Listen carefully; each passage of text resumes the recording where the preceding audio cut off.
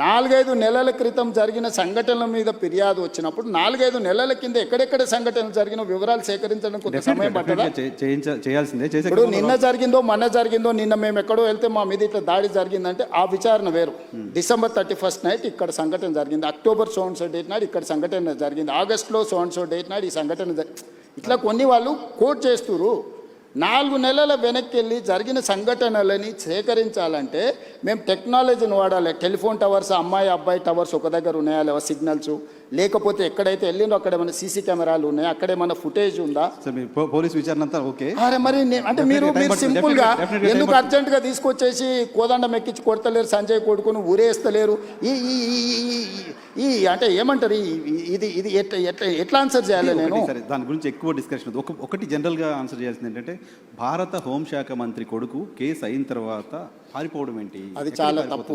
అది బండి సంజయ్ గారు నైతిక బాధ్యత తీసుకొని కొడుకుని ఎంబడే విచారణకు పంపించాలి. నేను కూడా సూచన చేస్తున్న ప్రజాప్రతినిధిగా ధైర్యంగా ఎదుర్కోవాలి. పారిపోతే పరిష్కారం కాదు కదా.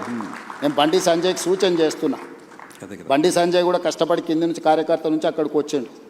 కొడుకు తప్పిదం వల్ల ఆయనకు తలవంపులు వచ్చినాయి. కానీ నిలబడి తప్పైనా ఒప్పైనా నిలబడి జవాబు చెప్పాల్సిన బాధ్యత ప్రజాప్రతినిధిగా బండి సంజయ్ మీద ఉంది. దాని నుంచి ఆ బాధ్యత నుంచి బండి సంజయ్ తప్పించుకోలేడు.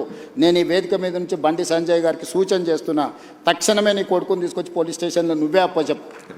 దానివల్ల నీ గౌరవం పెరుగుతుంది సమాజంలో. విచారణను ఎదుర్కోమనుండ్రి. తప్పో ఒప్పో విచారణ అధికారులు తెలుసా, నిజాయితీ కలిగిన అధికారులను వేసిన విచారణ ఎదుర్కొని నిలబడు. అంతే తప్ప పారిపోతే ఆదర్శంగా ఉండాలి. ఇప్పుడు మేము ఇవన్నీ ఏజ్ ఇవన్నీ అసర్టైన్ చేసుకున్న తర్వాత కంప్లీట్గా అగ్రెసివ్గా పోలీస్ బిహేవ్ చేస్తారు. ఇప్పుడు ఇవన్నీ అసర్టైన్ చేసుకొని నోటీసులు ఇచ్చినాం, వాళ్ళకి సమయం ఇచ్చినాం. ఆ నోటీస్ సమయం లోపల వాళ్ళు స్పందిస్తారని ఆశ, స్పందించకపోతే పోలీస్ రకంగా వ్యవహరిస్తుంది. దీంట్లో 2 రోజులు వాయిదా వేసుకోవడం వల్ల వాళ్ళకు వచ్చే లాభం ఏం లేదు. నిలబడి విచారణను ఎదుర్కొంటే వాళ్ళ గౌరవమైన పెరుగుతుంది రాజకీయంగా. Subscribe us and press the bell icon for more interesting updates.